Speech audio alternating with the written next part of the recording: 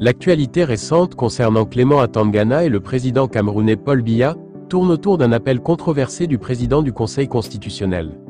Lors d'une réunion début novembre 2024, Clément Atangana a ouvertement sollicité Paul Biya, âgé de 91 ans, à se représenter pour un 8e mandat lors des élections présidentielles de 2025. Cette demande suscite de vives réactions au sein du paysage politique camerounais, étant perçue par certains comme une atteinte à la neutralité requise de la part d'un arbitre des contentieux électoraux.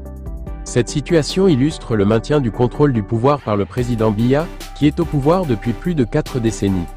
Les critiques, notamment de l'opposition et des observateurs indépendants, soulignent les implications pour la démocratie et la gouvernance du pays, dénonçant une concentration excessive du pouvoir et un verrouillage des institutions en faveur du régime en place.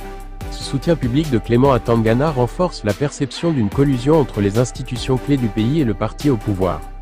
Cela témoigne du défi persistant d'un renouvellement politique significatif au Cameroun et exacerbe les tensions avec des mouvements d'opposition qui appellent à des réformes plus profondes et à une transition démocratique réelle.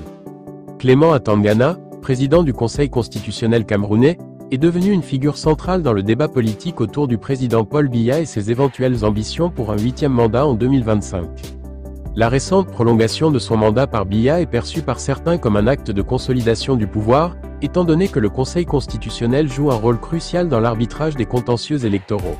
L'opposition critique la partialité présumée de cette institution, qu'elle considère comme alignée sur le parti au pouvoir, le RDPC, Rassemblement démocratique du peuple camerounais.